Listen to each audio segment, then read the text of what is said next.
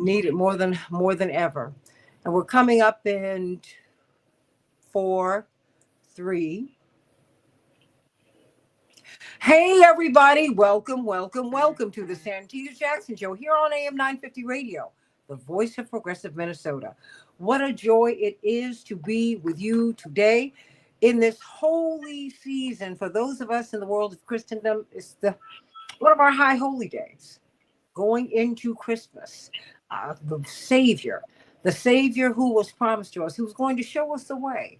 And we just thank God for this season. And we thank God for all of our brothers and sisters of all backgrounds, all religious faiths, and those of you who are out of faith, but particularly for those who are in faith, because, this is a very blessed time of year, which Islam and Christendom and, oh my goodness, the Jewish faith coincide.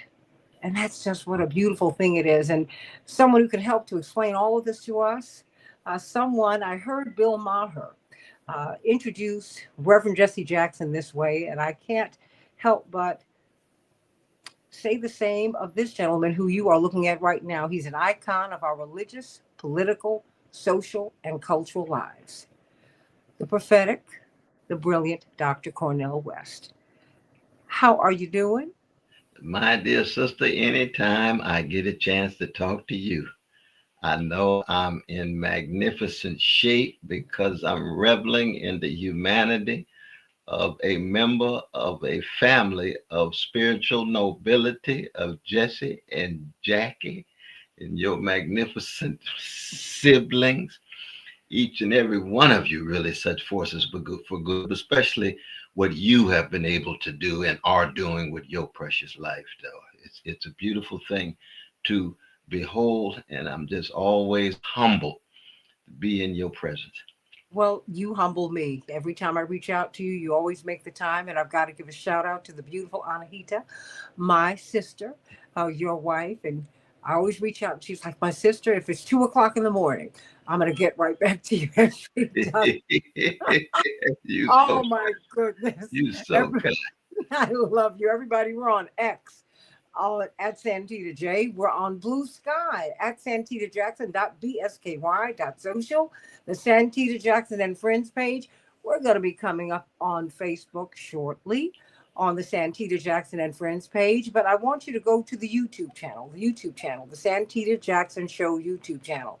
And everybody like and share as we have this conversation with former presidential candidate Dr. Cornel West. What a year it has been. What a campaign it has been. And we want to talk about your campaign. We want to talk about what you saw, what you learned during the campaign. But more than that, where you see a country in our world right now. We're in such a period of tumult. And it seems that the boundaries of tumult, well, there are no boundaries. Everywhere you go, whether it's a war, they say that we don't have a hot war with Russia, but we actually do. Mhm. Tucker Carlson, whatever you think about him, he is there and he has said, we are in a hot war. We need to talk about it. And I'm inclined to believe him.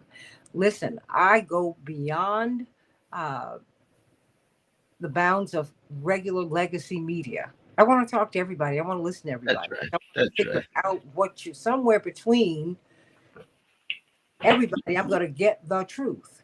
And we have got the Middle East, which is on fire. Um, it seems that there is just a lot going on.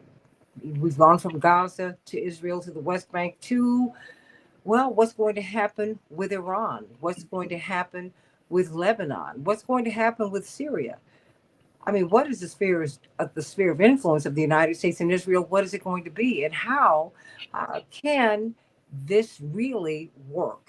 There's an old Arab expression that you cannot buy a house without first buying your neighbor. Mm. Wow, I've never Some- heard this. That's powerful. something that we learned. We got that from Chairman Yasser Arafat 50 years ago. And it's just Mm. true. It's just true. And the Talberts out of Liberia used to say the same thing. So let's get to it. So I have so many questions for you, but let me start with you. How are you doing? have you been able to decompress from this campaign and this presidential campaign, which was historic? And as I shared with you when you were in the midst of the campaign, my mother said, let him know how necessary it is for him to be running. Yes. Because we need one of the things, I have to just say this, everybody, I'm kind of fangirling right now because when I was in college, you had some academic superstars, right? And chief among them was Dr. Cornell West. And everybody wanted to take a class. If you could run up, even if you had to sit in a class with one of your friends at Yale, you were going to try and do it because you wanted to hear what he had to say.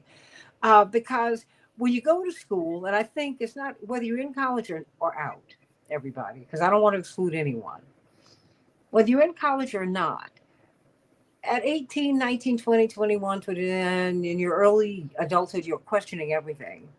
And some people begin to question their faith, and particularly in academic circles. You would never let us question that. You kept God at the center of the discussion and at the center of our lives. And I want to thank you for that because Mm, you never, ever, ever pivoted away from this prophetic witness. This presidential campaign, what did you learn about mm, America? What did you learn about yourself? Well, it's a beautiful question, though, definitely. And it is true, my dear sister, that every day we wake up, we have to reconquer our own freedom, our own courage, so that we are renewed daily. We die daily to be renewed daily. That's at the spiritual level, that's at the moral level. And you can't do it by yourself. You have to have family, friends, you have to have a tradition that constitutes wind at your back. And you got to be true to yourself, true to your calling, true to your vocation. And I think one of the things that I was blessed to learn from these 17 months now, Mm-hmm. it was 17 months, over 1,000 interviews, over 450 speeches, that on the one hand, I've met some of the most magnificent people I've ever met in my life, all over the country, every corner of the country, from farmers in South Carolina to Mormons in Utah. I could go on and on. But I also discovered that the country is more spiritually sick and the system is more thoroughly corrupt than one would have thought. Now, Really? oh, y'all never would have thought, for example, the Democratic Party would spend over $20 million to keep me off the ballot. I just Mm-hmm. thought they had a commitment to democracy and all voices being heard and so forth. You see, After our campaigns, you didn't know. but I knew they were going to spend some money, but not that much money, because I figured, what kind of threat could I constitute? All I'm trying to do is raise my voice and bear witness and be a witness and provide people some choice or option. That makes you a problem. Yeah, that's true. I mean, because Reverend ran against the party. People keep thinking everything that he did, we were unwelcome. Mm, So unwelcome that in 1984, when the candidates walk out on the stage and everybody right. praised the candidate and the wives and the nominee and the wife, they wanted obviously my father to go out there, and my mother refused to go. Mm, And so these people are rushing. They're like, because the cameras were on, everybody's walking on the stage. My mother said, absolutely not. And my father knows not to press her. mm, And he turned to Jesse, Johnny, and I, and he said, babies, please don't make daddy go up there by himself. I can't. mm. And our parents never opposed each other with us because that's how you got into trouble. If Right, right, if mom said no, don't go to daddy. If dad said no, don't go to her. Don't do that. Now, whatever they discussed privately, publicly with us. right. So it was, but in that moment, we went up on the stage with him. Jonathan and I went. I think Jesse did, but I know Jonathan and I did because we held our hands as we walked up there. And I Mm, dropped my head and I started to cry, which mm, is something my mother never wanted me to do publicly. She said, if you cry, don't let these people see that. But right. I felt the weight of the campaign and the pain. And I also felt like I felt with you when you as you were running, I knew that I had at least, you were going to say what needed to be said, which is what my mother and father were saying, because we sent you. Mm. We have leaders that have been presented to us now. And it's a difference between leaders who've been presented to us and those we send into the room. Mm. So Mm. that's why they had to spend $20 million. And so Mm. when you were trying to vote for you, wait a minute, I gotta where he's not on the ballot. Okay, so I gotta type him in. Okay, you gotta type 2 or 3 times. That's true.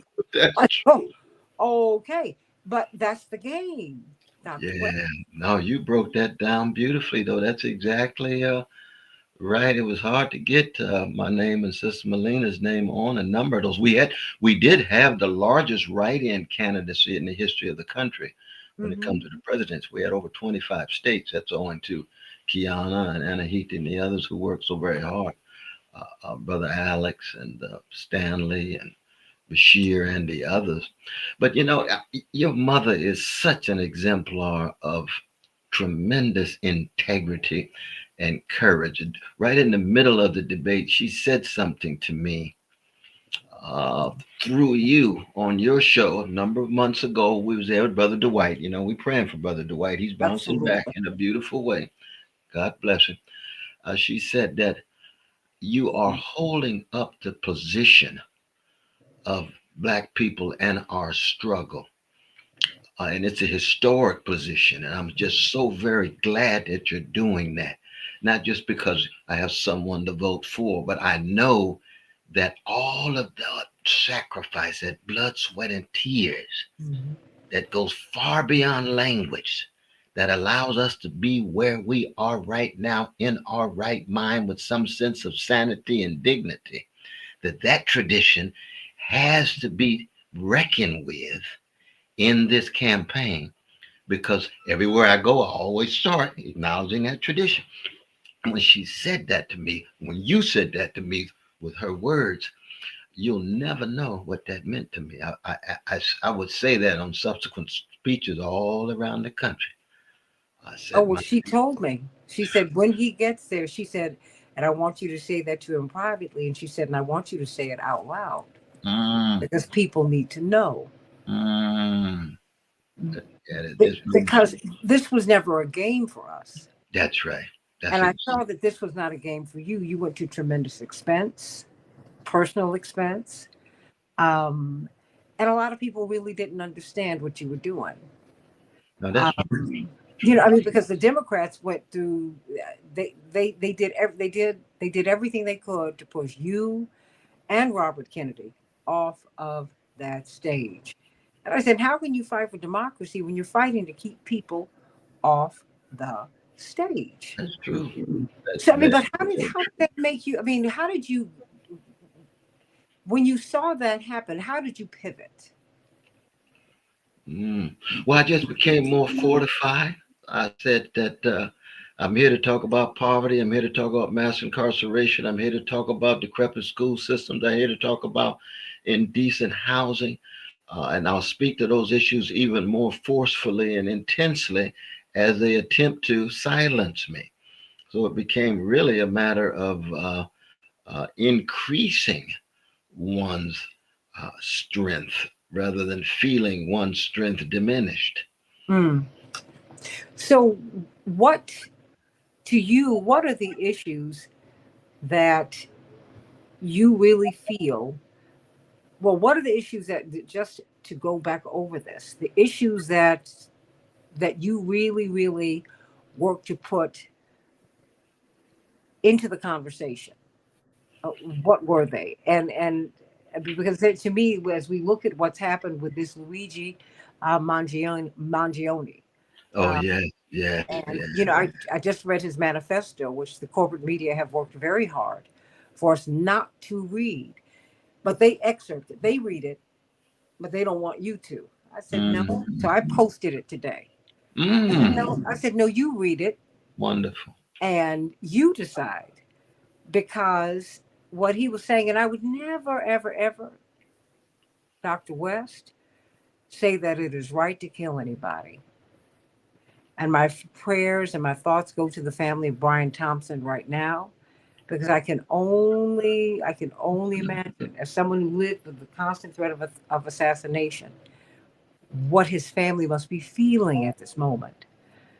But I also wonder about the families who've been denied coverage Right. That's at, right. at the same time. That's exactly right.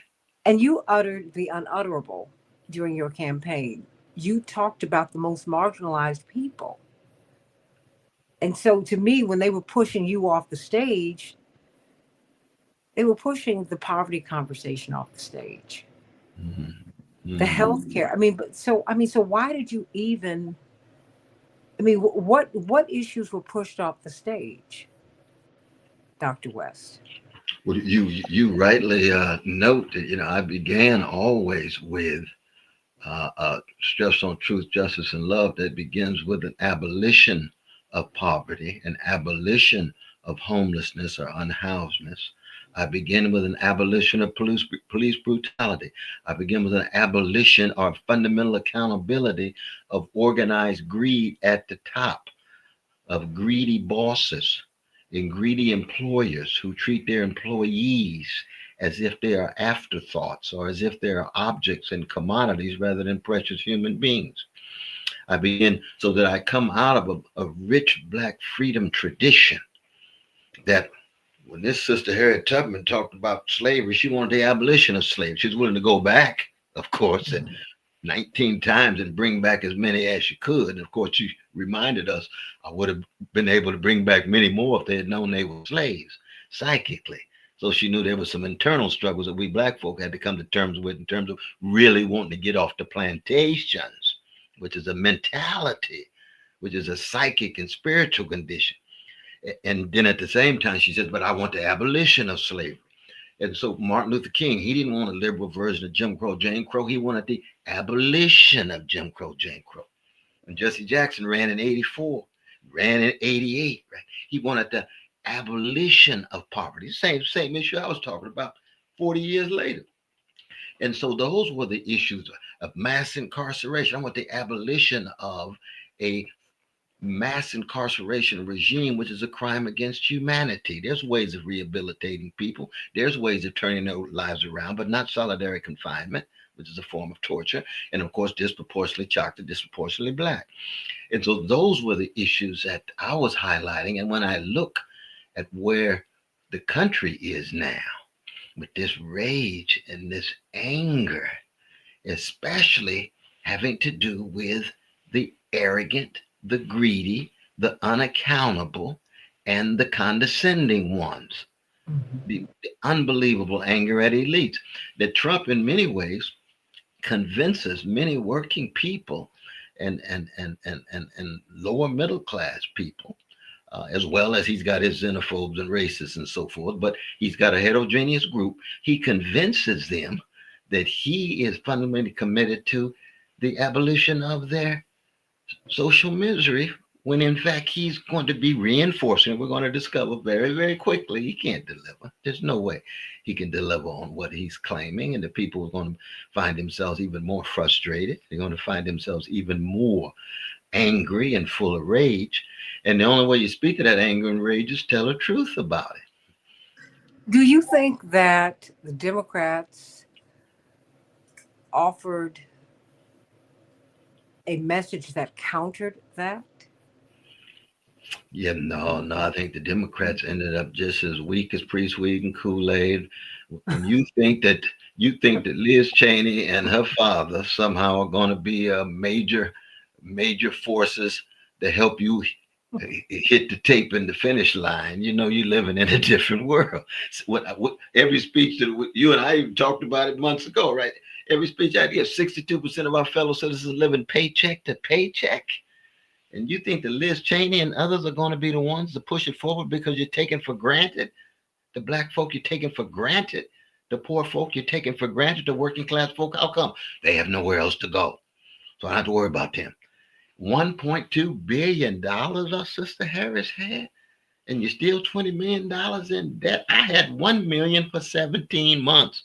and I still owe 90,000. But with those 1 million, we ran out of cash, but never ran out of gas. Mm. Always full of fire every day, every week, every quarter. Why? Going back to what your precious mother said.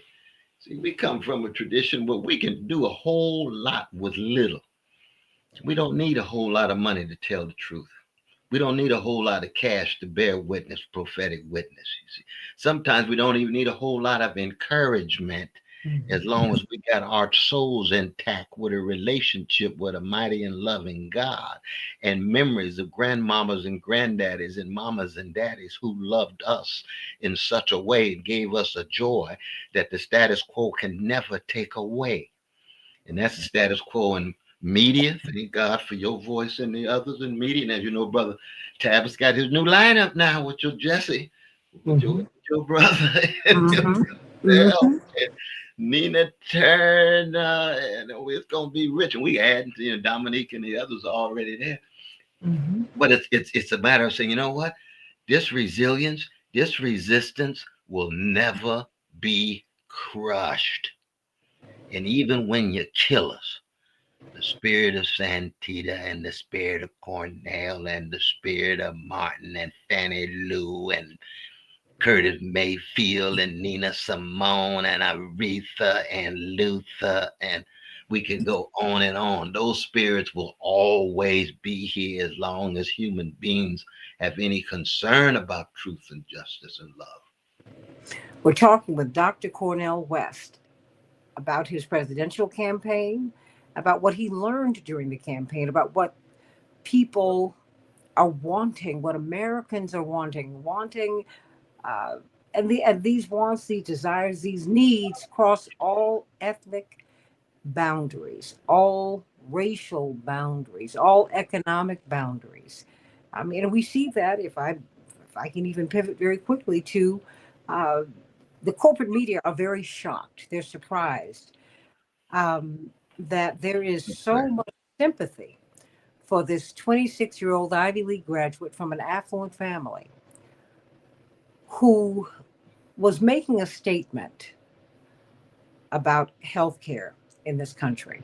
Now, mind you, and they keep saying that, we're trying to find a motive. Everybody knows what the motive was. Do you agree with with the taking of a life? No, you don't. And I repeat, we all pray for Brian Thompson's family and for his soul, quite frankly. And we pray for all people who feel, all of those executives and all of those employees who are feeling less secure today. But United Healthcare had twice the denial rate of the industry average.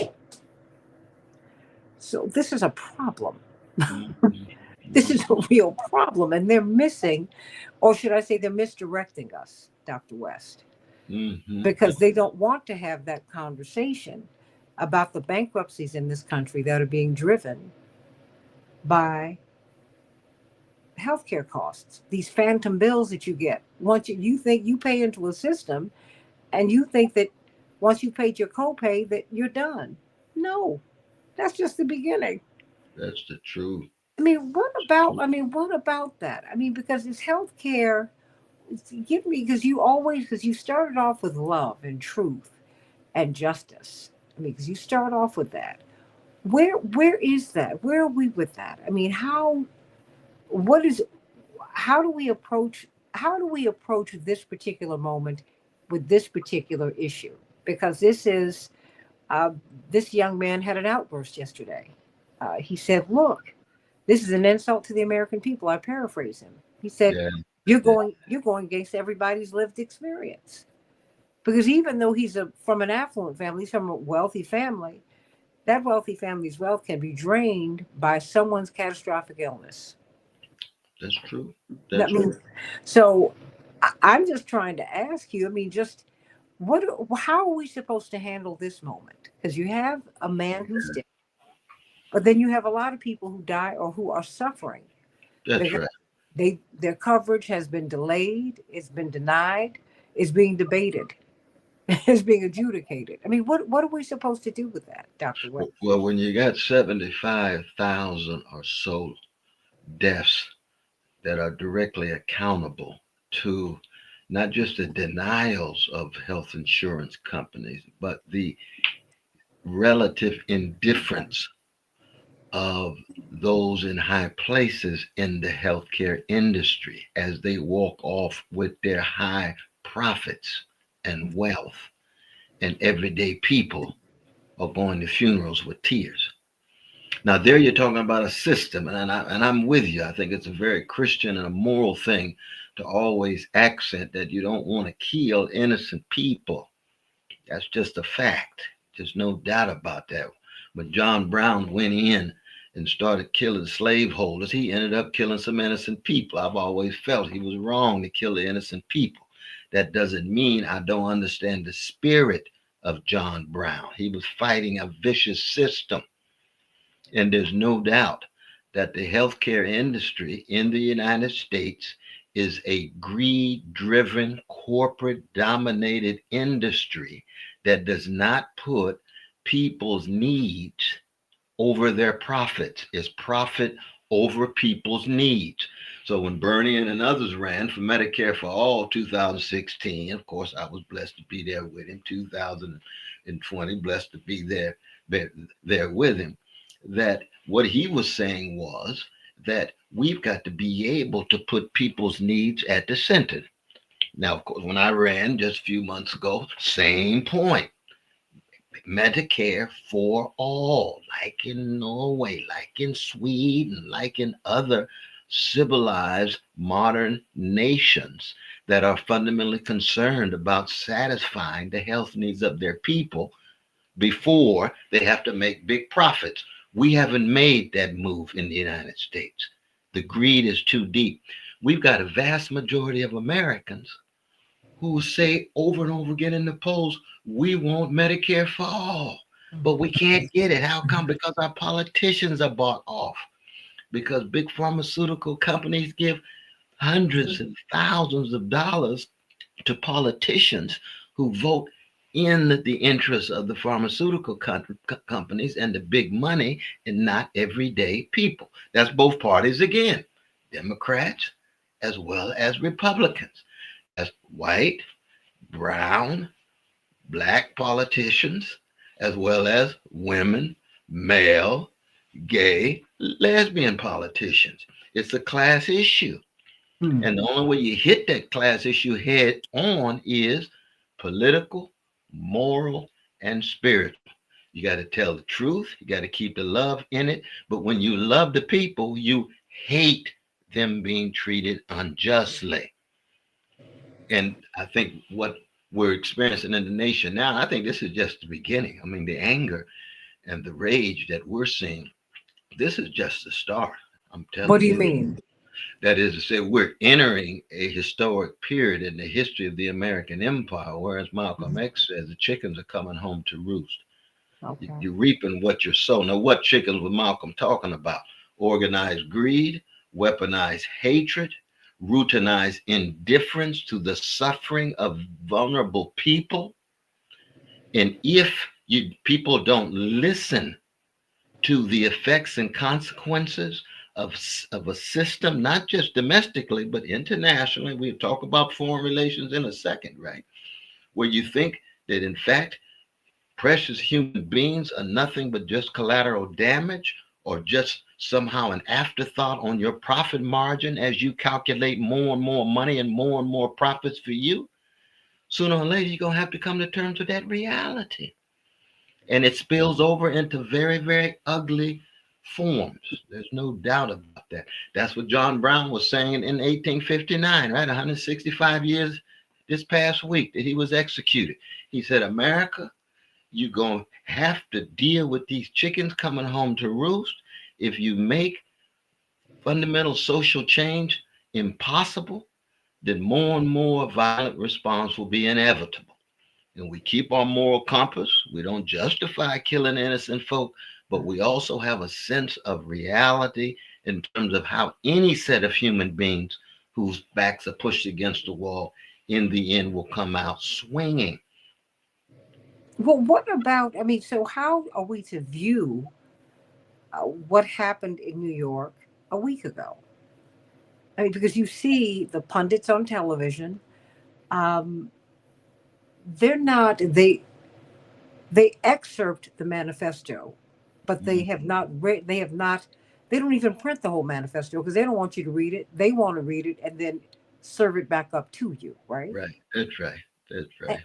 they don't want to. They don't have, or should they barely have any pundits who say murder is wrong, but denying and delaying people coverage is wrong. I was reading a story today about a family who tragically lost their child.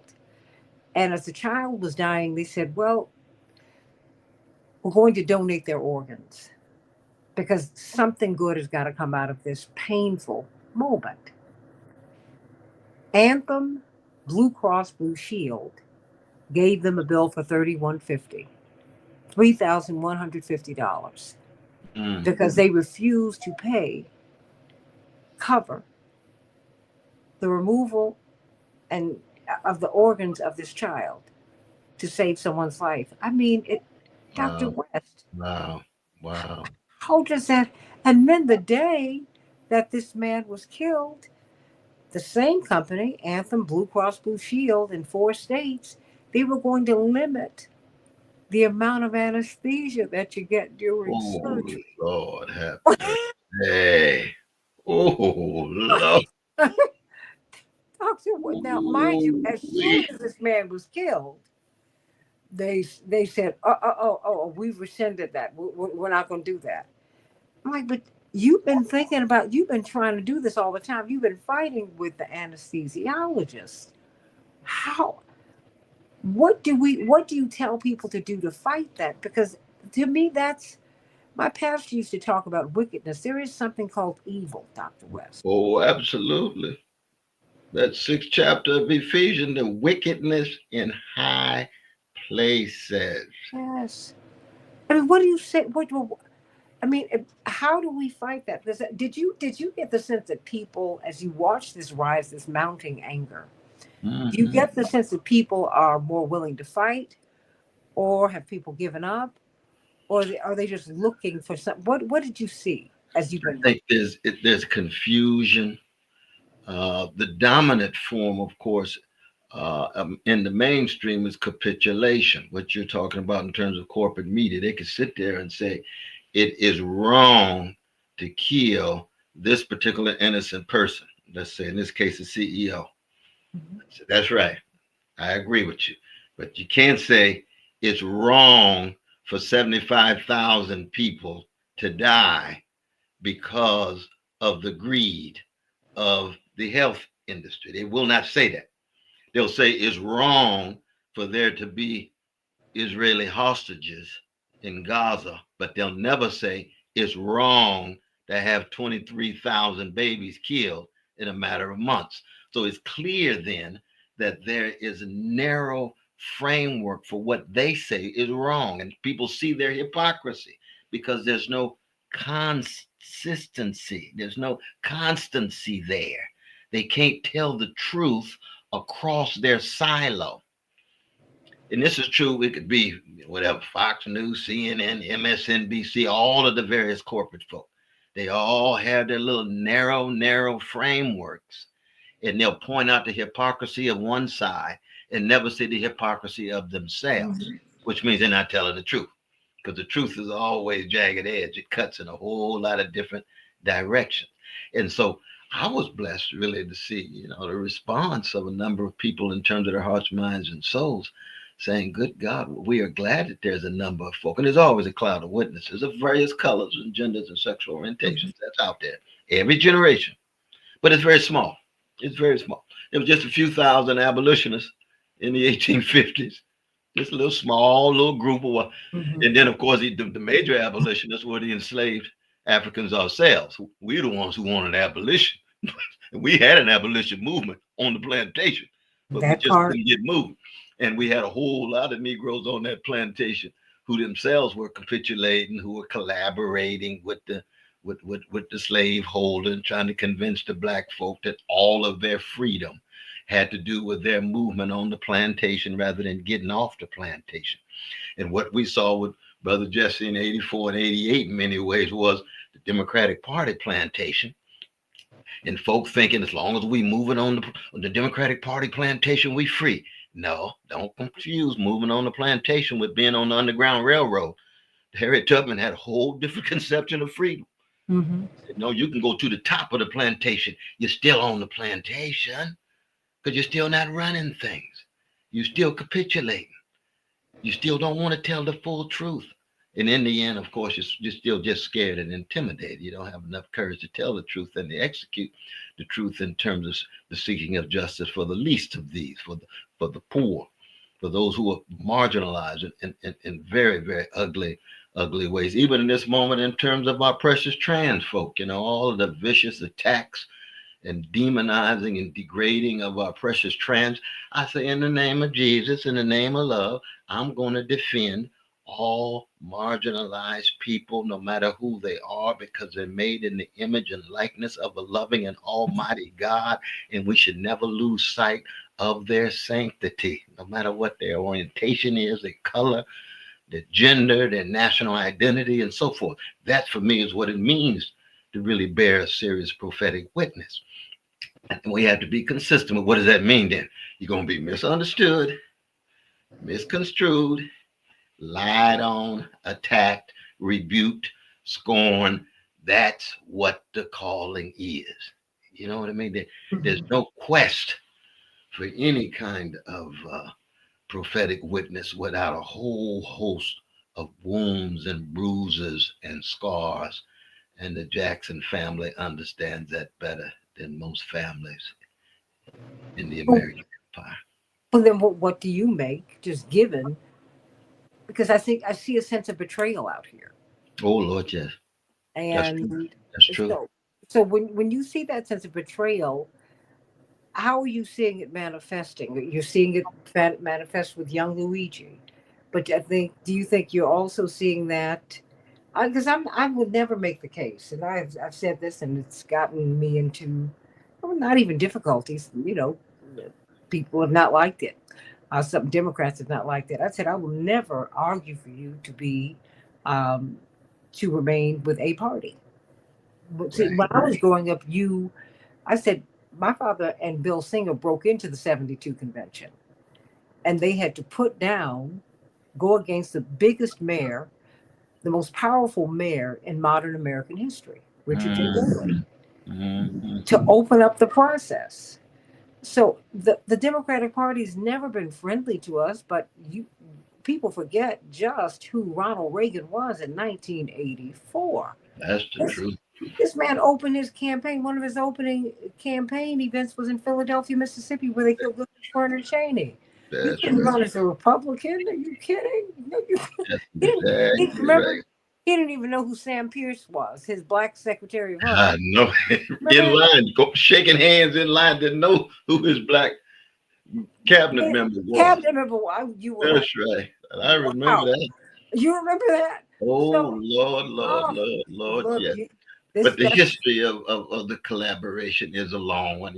Brother Marshall Hatcher, I love so deeply, senior yes, at New Mount Pilgrim Missionary Baptist Church. I just saw his 74th anniversary sermon. That was powerful.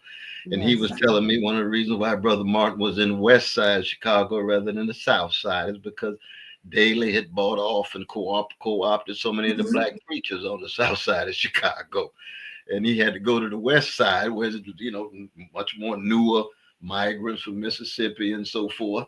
And Martin said, I always want to be with the folk catching hell whose backs are against the wall. And the black leadership, they had bought off Daley. Daley had concretized his co-optation program.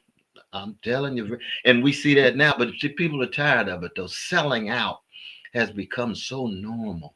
Selling out has become so naturalized, Mm. especially among black leadership, that people just really believe that being a black leader is just showing up and being in the spectacle rather than bearing a cross and being willing to live and die and tell a truth that cuts against the grain. And that's always been a challenge, but it's even more of a challenge now because the burden now is it's something that people don't understand as well. So when you and I'm much older than you now. I just want to be honest about that. Everybody needs to know. But, but when you and I were very small, and we see Martin and Fannie Lou and James Lawson and Diane Nash, we knew that these folk every day were putting on their cemetery clothes and were coffin ready. Because Co- you're not going to tell the truth. You're not going to tell the truth about the vicious legacy of white supremacy unless you're willing to die. It's just a fact. It was just a fundamental fact. You see, that was one reason why there was a certain understanding across ideology, from the Black Panther Party, the Nation of Islam, to Baptist churches, to AME churches, to Pentecostal churches. You might have deep disagreements with each other, but everybody who's telling some of the truth about the vicious legacy of white supremacy, they knew they were subject to vicious attack. It's impossible to be a truth teller and not be subject to vicious attack. Well, most leaders these days, they don't want vicious attacks with Santita. They just want acceptance. They want some money. They want status. They want visibility. They want mobility. And so they want, in so many ways, the spectacle without the spiritual substance. They well, then want are you appearance a without. leader then? Hmm? Well, then are you a leader or are you a personality? This is what happened. You end up being a truncated celebrity. That's what you end up being. Truncated? A Oh. truncated celebrity. Now, you take a celebrity like Muhammad Ali. One of the reasons why we love that brother so much was what? Was he a celebrity? Absolutely. Was he Hmm. a personality? Absolutely. But what else was he? He was willing to pay a cost. Hmm. He was the most hated man in America when he refused to join the army in Vietnam. He was the most hated man in America when he joined the Nation of Islam, the Honorable Elijah Muhammad, and so forth. But he was true to himself. Now, 50 years later, he's a hero to everybody because he's Hmm. one of the greatest athletes in the history of the species. You know what I mean? But he was himself. He was consistent, and that's the thing that the younger generation is hungry for, I think, but they don't see it enough in my generation. See, my generation ends up a generation that, in so many ways, we just got, for every courageous truth teller, we got at least 10 sellouts.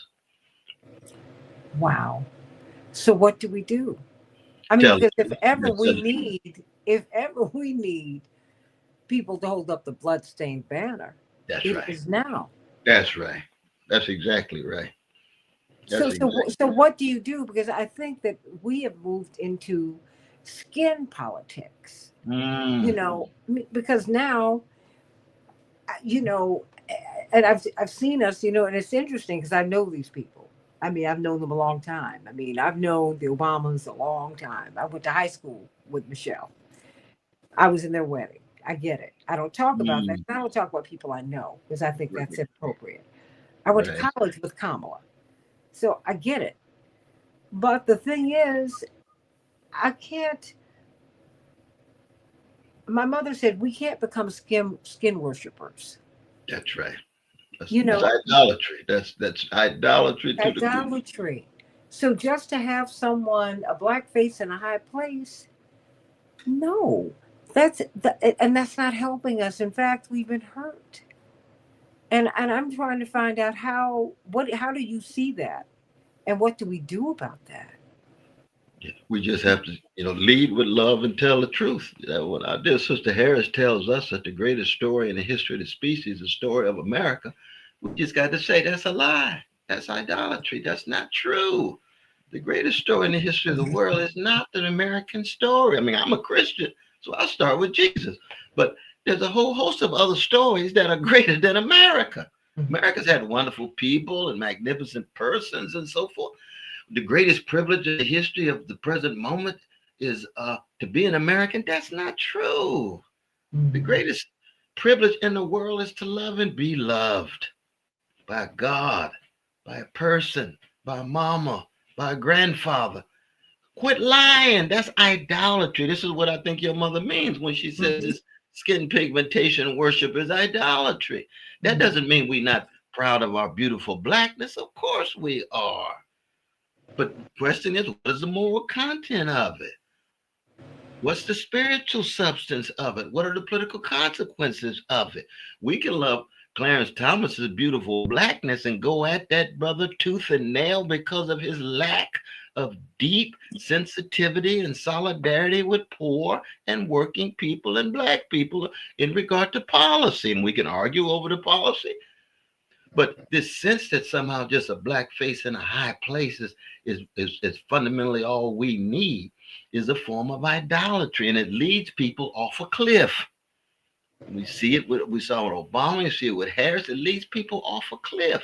Now people say, well, that's the best we could do at the moment, pragmatically. Then I can understand, then we can have an argument.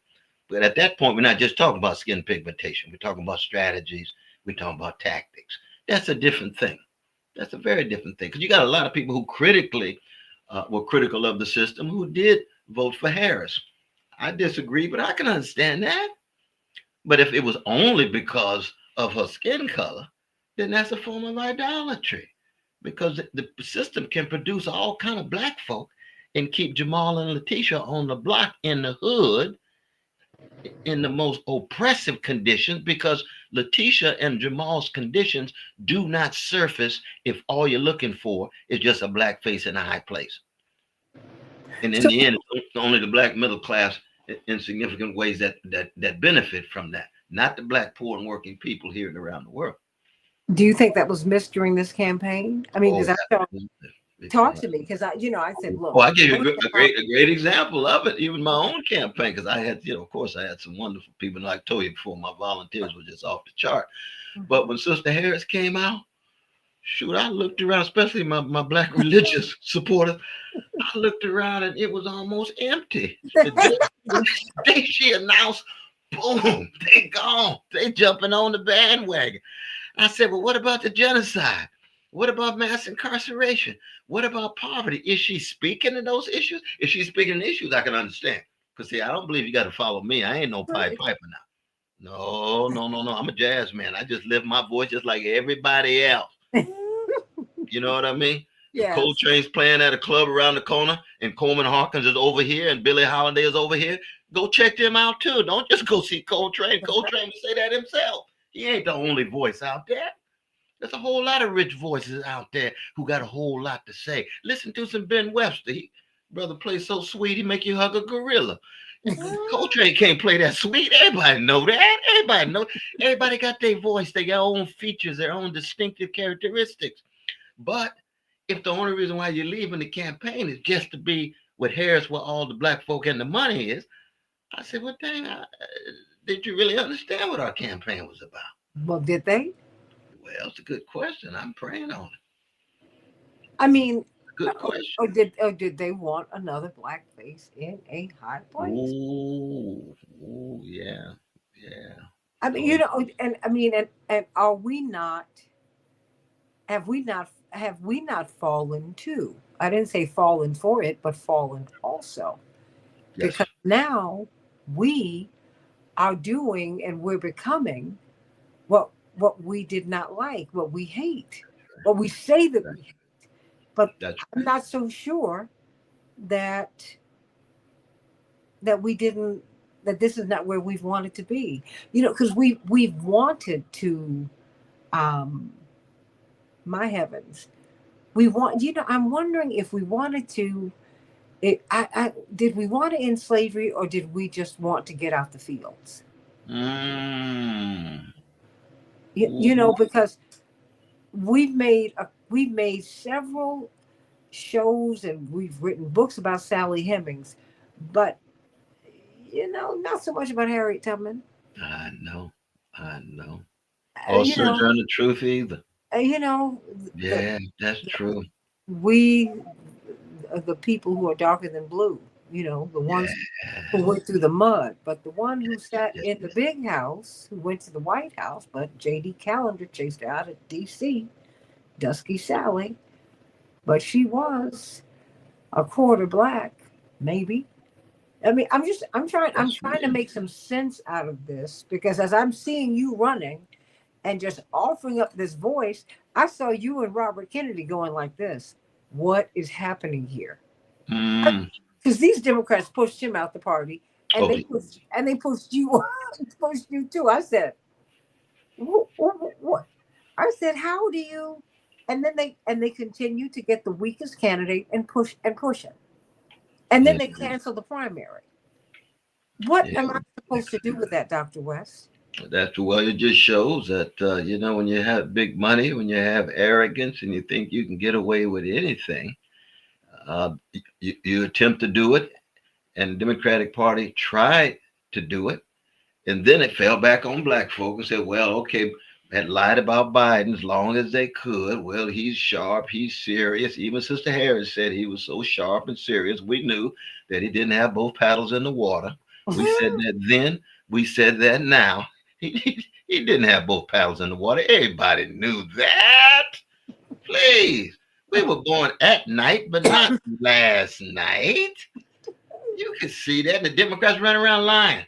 Oh no, behind closed doors, he's rigorous and very, very subtle in his thinking. Please, please, Did you say he please. didn't have both paddles in the water? He didn't have both paddles, and he had that one paddle, and that thing was just putting along itself.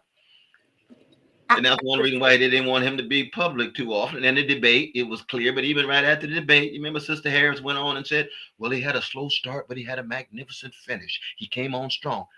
I said, Sister Harris, did you just see what we saw? What are you talking about? Quit lying about the brother. Well, she wanted to be loyal. We understand that. Loyalty has its role. But truth in the end, you would think I'd have some place, some status, some gravitas alongside loyalty. Now, when they hand the baton off to her, and believe me, it's a wonderful thing. Anytime I see black folk full of joy, it's like looking at these DB, the DMV senior dance folk. They grooving, they moving. I get into that. I love black joy.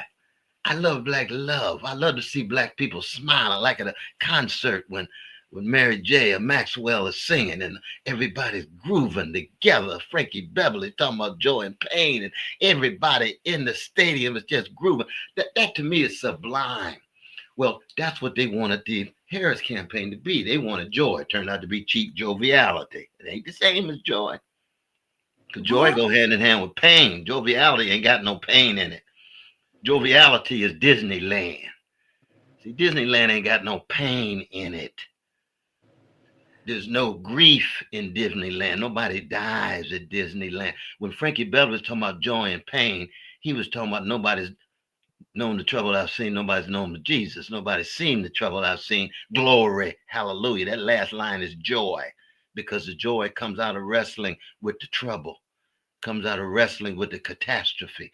So when we see black music expressing a joy, we know it's coming from a deep grief, a wrestling with tears and so forth. Church is the same way with James Cleveland singing those songs.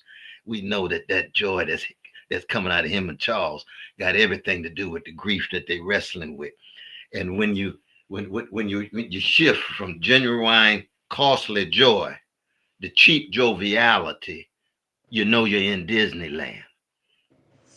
We're talking with Dr. Cornell West here on AM 950 Radio, the voice of progressive Minnesota. Stay right here.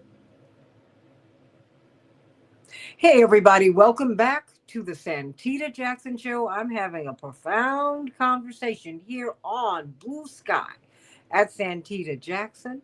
Uh, dot blue sky dot bsky dot social, X at Santita J, and we're on that Santita Jackson Show's YouTube channel. I can't even keep it straight because he is saying some things that are just blowing my mind. I want you all to like and share this show. Put your thumbs up, thumbs up, thumbs up, Solomon and Andre and everybody. Thumbs up, thumbs up, thumbs up, because you are saying some things here on AM 950 Radio, the voice of progressive Minnesota, because we were running on joy. And you said, no, we were actually running on joviality. Because what did Stevie say? There's joy inside my tears. Oh yes. We've always, you're right. You make the brilliant point that we've never disaggregated the responsibility, the responsibility uh, from the fun. It's like, That's right. okay, now we That's have the fun, but there's responsibility that comes with this. Well, there's that's right. joy, there's pain, and where there's sunshine, there's rain. It's all That's right. right. Well, there's rose, there's a thorn, and there's a dirt, and there is some manure, and there's all this stuff that goes into making life happen. And you know what? You gotta take it all. That's I'm exactly. wondering if we are willing to do that politically. Because as I saw you doing this, what did you say? As soon as Kamala announced, the vice president announced, well, I mean, should I say, when Biden put her out there? I Right. remember that, what That's was it, true. that night or the next night? And you got a lot of questions about that because That's she right. had to run with his people who didn't like her. That's exactly right. So, And I even mean, Brother Barack himself, he held off till the very end, didn't he? He said, I'm hoping for an open primary. I'm hoping that the candidate will emerge. And then what took him almost a week before he came around and said, okay, I now endorse. well, I mean, he wanted an open primary in 2024, but he jammed us in 2020. I mean, what was that? Yeah, I yeah. mean, you wiped out Bernie. He wiped out Brother Bernie. One phone call. One phone call. I mean, and everybody, Pete Buttigieg, Amy Klobuchar, That's everybody's dropping out. I said, okay, so I get it. yeah, The phone call was made. I got you. that's And right. Bernie couldn't fight it, and he just said, okay, well, all right. They have closed walls in on me. And remember, he came out of the Jackson campaign, Oh so yeah. he knew how this went. Uh, But the difference is Reverend is an organizer.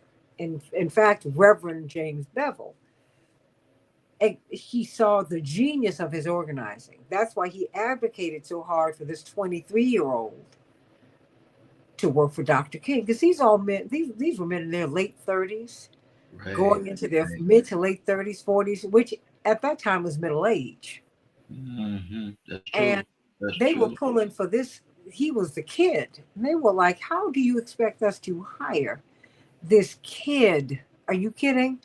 And Dr. King said, well, you might be, you say what you will. In a few years, you're going to be following him. Trust me. Mm, Well, after the mm. Kennedy assassination, he didn't think he was going to make it through the decade, which was a horrible thing, horrible way to live. But I'm asking you, when the whole thing, I wanted her to make it, but I said, now, but really, do you really think they're going to give it to a white? They didn't give it to Hillary. You think they're going to give it to her? And what are we pulling for, y'all? Well, let's just be quiet until we get there. You say, But- be oh, quiet till you get there. Lord have mercy. Dr. West, Mm, the mm, Lancet mm. study in October said 186,000 Palestinians had been killed. They projected that 500,000 will be killed. That matters, Dr. West, or does it? Absolutely. Does it? Does it Absolutely. matter? It does. Just like in the 60s when Brother Martin said a Vietnamese baby got the same value as a baby in Mississippi or New York. It matters. The bombs dropped in Gaza and Vietnam, land and hoods and barrios and reservations, 60 cents for every $1 going to the military. That's the militarism which goes hand in hand with the imperial policies. That's the notion, thinking that somehow a Palestinian life doesn't have the same value as an Israeli life. Now, see, that's a form of idolatry too. And if we're honest about it and we look at the policy, and if that's what we see, if we don't raise our voices, shame on us. Shame on us if we don't tell the truth about that kind of racism going on. What is the consequence for us if we don't raise our voices?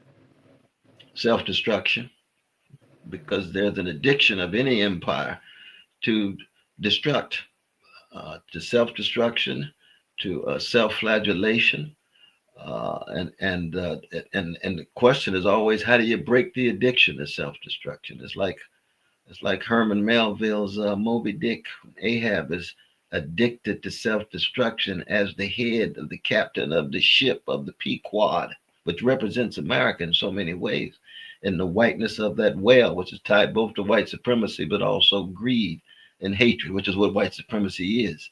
It's a pathological, sick form of hatred and greed that America has never fully come to terms with, not just in relation to us, but indigenous peoples and other peoples of color. But you can begin right with our ancestors, as a measuring rod as to what kind of sense of reality any leader has. If you're in denial of reality, chickens will come home to roost, and you are on the road to self destruction.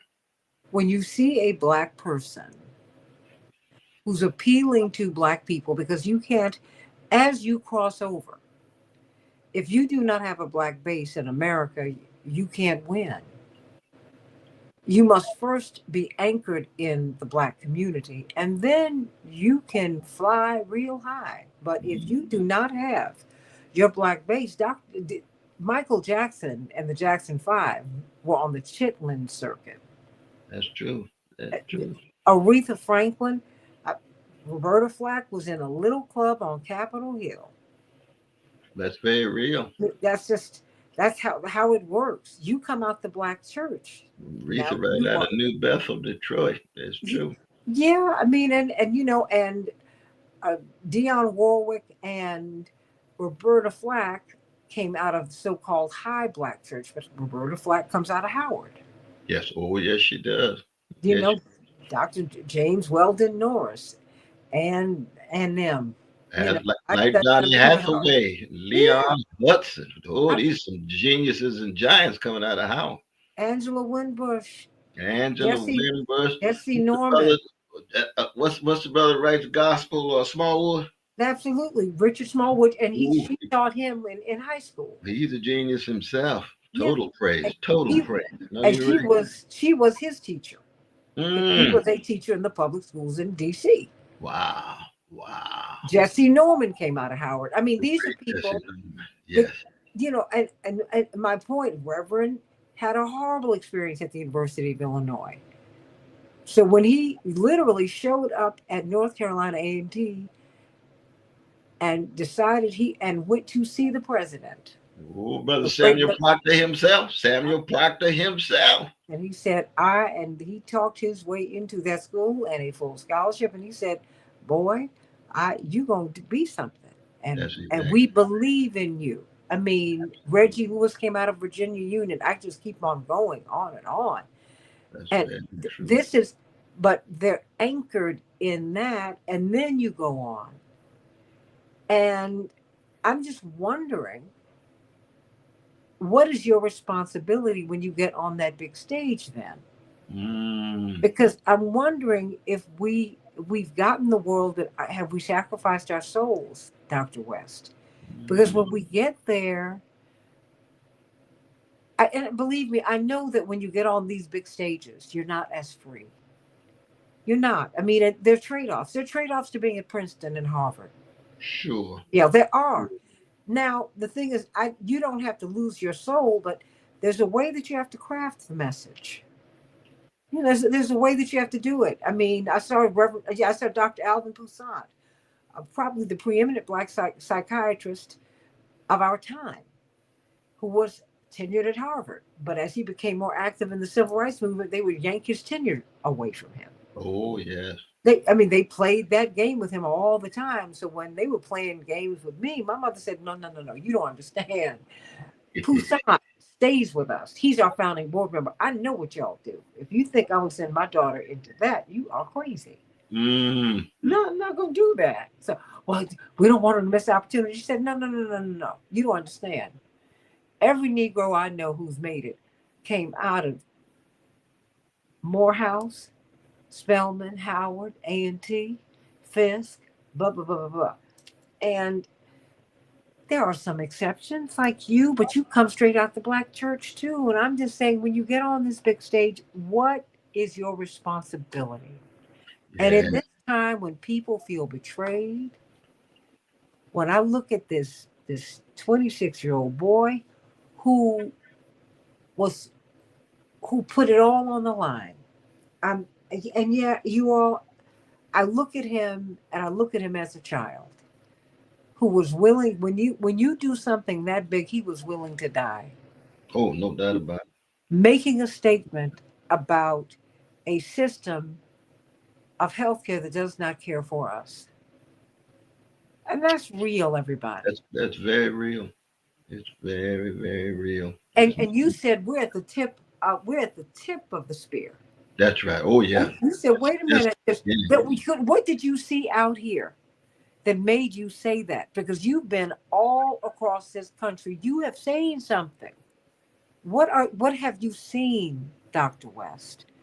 When you, because I mean, and how do you process that through this black experience, and then try to, because I know people from everywhere came to you. Because I know that I had friends who were going to your events. Mhm. mm, mm, mm. I mean, so I mean, what is your responsibility at this time as you're talking to people who are looking for a way up, a way out, who looking for the truth? Because that's what we think we're getting with Trump. He's plain spoken. I mean, there are things I understand why people like them, Oh because they yes. don't even have to like they don't even have to like him. They just wanted someone who looks like he's gonna go in there and he's gonna cuss everybody out. Absolutely. Absolutely. No, Because see, Trump, he is American gangsterism crystallized, what do you mean? unashamed of itself, very bold, and willing to be as cold and cruel and ugly and raw as he can be. Now that's always had a certain appeal to America. I mean, that's John Wayne. I mean, we could, so many of the great American heroes have been American gangsters. That's just a fact. Scarface. We can go on and on and on. And when you get these mainstream politicians that will say anything, X on Monday, not X on Tuesday, Y on Wednesday, anti-Y on Friday, and they look at Trump and they say, well, Trump is just always consistent in his gangsterism. He's consistent in his xenophobia. He's consistent in his cruelty. And he is. He really is. And that has a certain kind of appeal. But gangsterism can never deliver. That's the thing about it. It can never deliver. And so in the end, it's going to backfire on him. You know, he and Elon going to be at each other's throats in a couple of months. You can't have that much narcissism in one room. And it's going to be true for a whole host of the egoistic folk. You get, that's just a law of human nature and the human condition. You see, it's kind of interfighting that will take place. You see it on the left, you see it on the right, you see it on the center. We see it in churches. You get two big egoistic pastors in the same pulpit, they gonna end up swinging like Cain and Abel and forget about Jesus. They start on their way to Zion and end up on their way to hell. You know what I mean? Oh, inside jokes from the black church, but God knows it's true. Lord, Oh. it's a human thing. We know that. But our job is, when you tell the truth, you tell the people from the very beginning, I got some gangster in me. I got gangster proclivities. Pray for me. That's what Martin used to say. Sinner that I am. Because a saint ain't nothing but a sinner who looks at the world through the lens of the cross and the heart. Hmm. So the saint and the sinner go hand in hand. When John Coltrane said, I aspire to be a sinner, he knew he was then dealing with the sin inside of him when it's blowing. That's where the tension and creativity and unbelievable genius comes from. That honesty, that candor in that way. And when people see that kind of for realness, that's different than Trump's gangster for realness, though. See, people see that kind of for realness rooted in a love and struggle with tension and part of a great tradition. And as you rightly say, when you got your soul intact, you are grounded in your roots, ROOTS, that give you ROUTES, routes to go. So the roots at their best give you wings. And when you have wings, you fly like eagles. You don't walk like peacocks. See, we got black leaders who are more peacocks than eagles. You see, they like to strut around. Look at me. Look at me. I just did X. I'm the first Y. I'm the first person to give that. Hey, we want eagles. Peacocks strut because they can't fly. We want eagles. who fly, look low, put people on their back. You know, the eagles put their children on their back. And you ain't heavy, you my child. You ain't heavy, you my brother. You ain't heavy, you my sister. You ain't heavy, you my sibling. You my comrade. Come with me. I see you down and out, and I know you'll do the same thing for me. See, that's the history of black folk. Mhm. That's Dorothy Irene Height.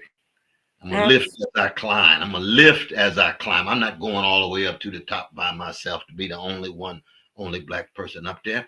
I'm bringing the ones with integrity and honesty with me so that they can bear witness and we can do it collectively with all of our voices. And we do it in such a way that what? We have a smile, we have style, we're committed to the least of these coming out of that 25th chapter of Matthew. It ain't just a verse, it ain't just a biblical gesture, it's a way of life. And you and myself, we wouldn't be here without those black folk passing that on to us. we're talking with Dr. Cornell West really about life and really about leadership. When you talk about this leadership who are peacocks and not eagles, where do you think where will they go? I mean, because I don't. There is no movement, right? I mean, that I don't see them talking truth to power. You know, Not it's yet. almost Not it's what yet. happened to the unions, right? The Right, right. unions, got in bed with not management, with the owners, That's true. and That's so true. they lost a little energy. Oh, absolutely. And they got pushed against the wall, went from what, 30% just 50 years ago to now 10%. Yeah, No, yeah. you're absolutely right. But that's driven by that greed and these various laws that make it difficult for people to join progressive unions. You're absolutely right about that. But keep in mind that every moment is unpredictable. We just don't know. Hmm. If you look at 1953, we didn't know the Brown v. Board. We didn't know the Emmett Till. We didn't know Lamar Smith. We didn't know Fannie Lou Hamer. We didn't know Rosa Parks was on the move. We didn't know the brother Martin and brother Jesse, sister Jackie and sister Coretta. We didn't know they were going to overflow in the way in which they did.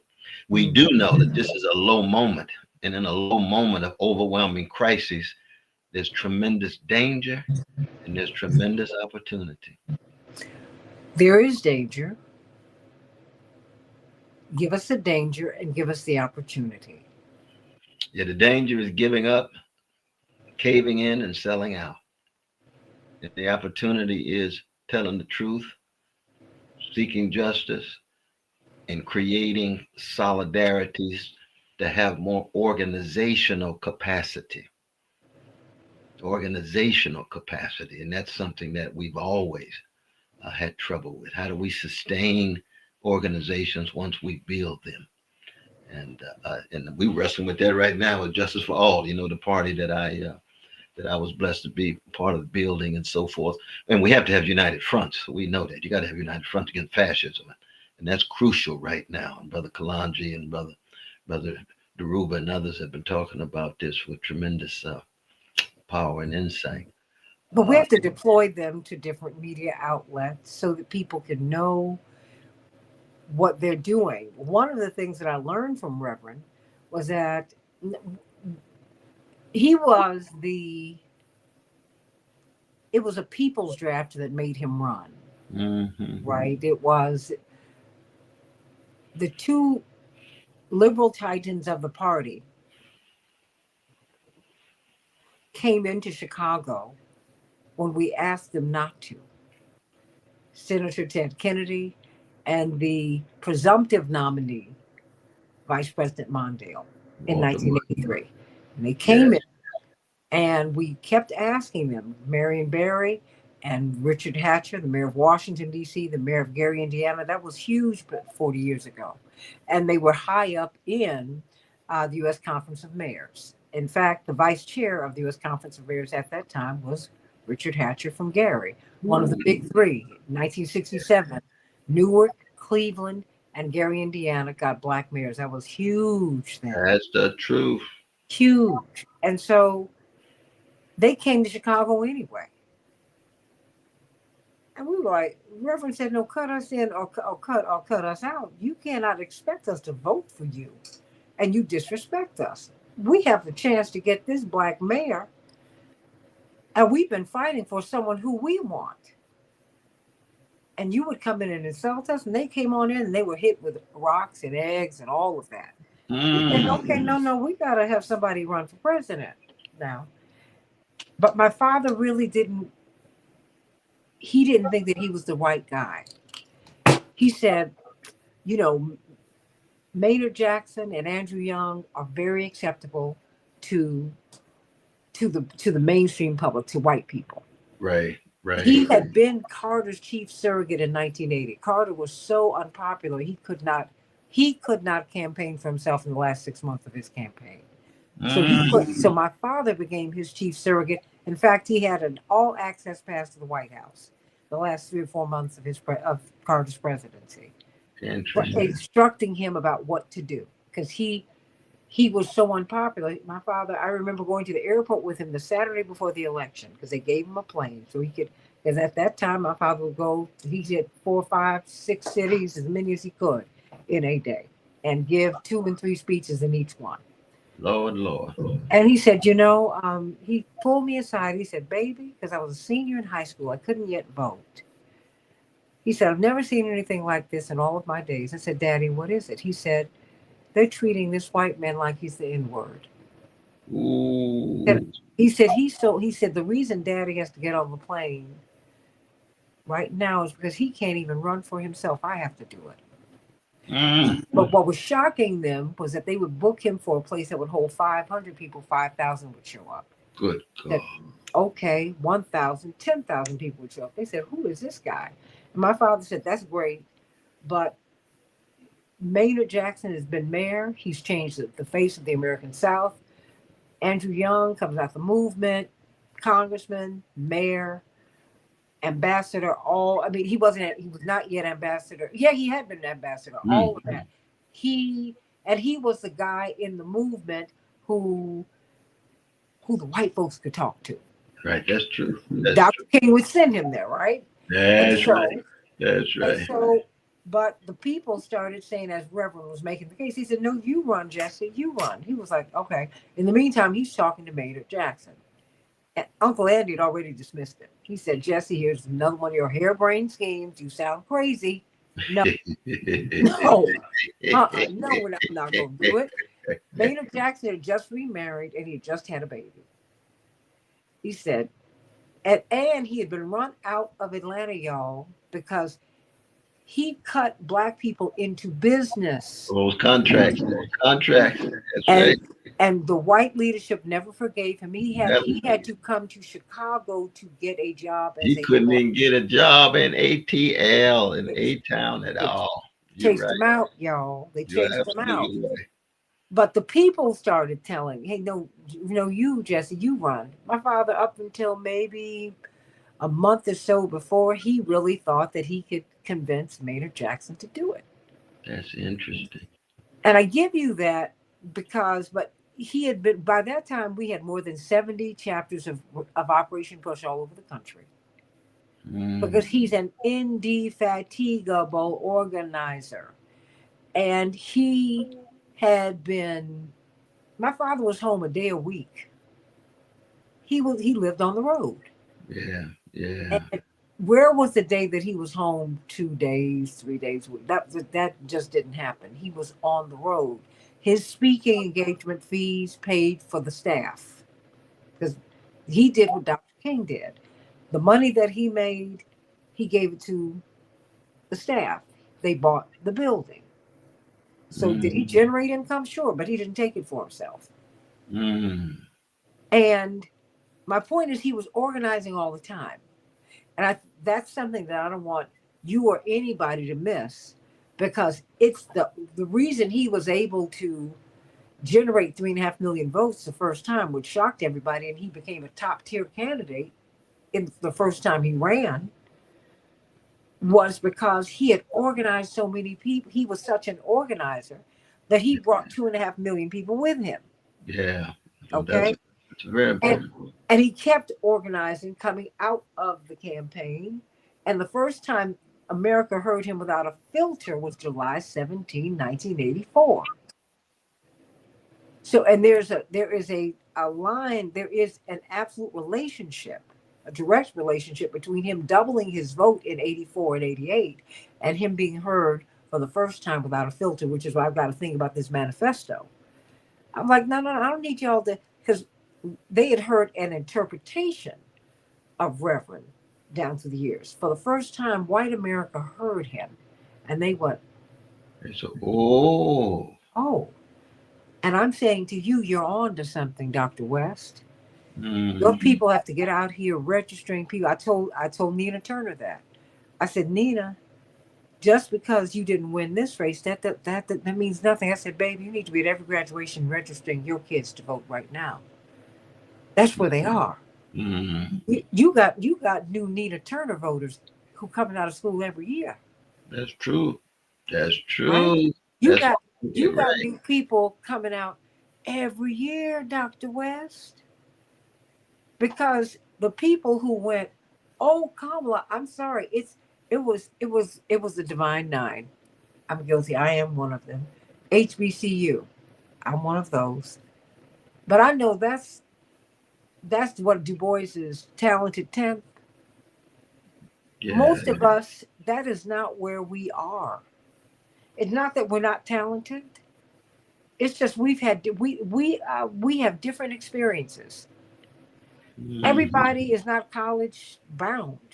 That's why if I want my home built, I do not want. I love you, Doctor West, but I don't want you to build my house. that's the truth. 'Cause that ain't your strength. That's not my calling nor my strength. You No, it is not. absolutely You have a different set of intelligence, and that's very real. You pull right. out that slide rule, you're gonna say, um, Oh, what? oh, oh, what? Oh, what? And so I'm just saying the organizing now because you're on to something because people are looking for something now. Oh, yeah, yeah, the I mean, hunger. and you could see that with uncommitted. Oh, absolutely. You could see that with the beginnings of your campaign and the beginnings of Robert Kennedy's campaign. You see that with the pain that's that you said, wait a minute, we're just at the beginning of this pain bit. And when That's you said that, you hit me in my heart. I said, we got more? You're like, oh, baby, we got more. I mean, what did you see that makes you say that we're at the beginning of this painful part? What are you seeing?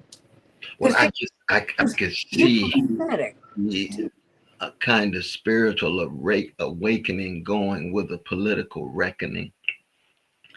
And by spiritual awakening, I mean the shattering of a certain kind of sleepwalking. Hmm.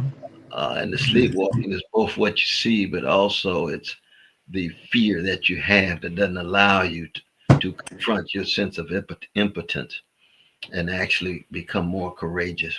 And I could see that beginning to change very, very slowly. And once you get that kind of awakening, it leads toward a reckoning in foreign policy. I mean, the Gaza situation just had people waking up in every which way, all different colors.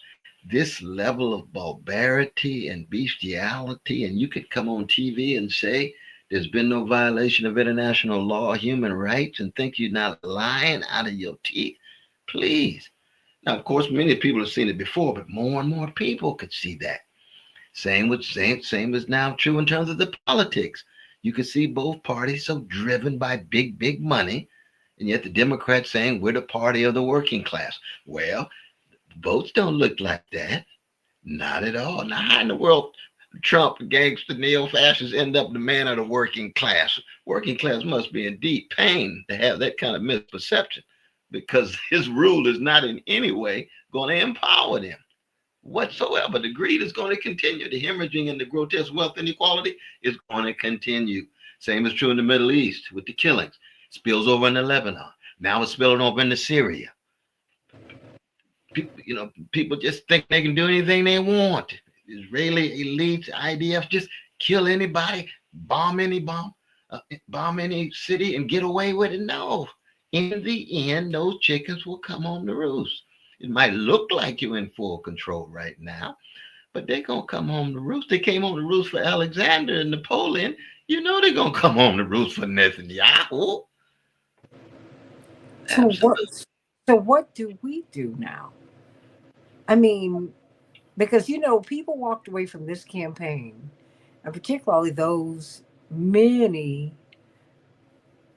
I saw something different during this campaign because I saw Mm, people looking for 900,000 fewer Democrats voted in the state of New York in 2024 than voted in 2020.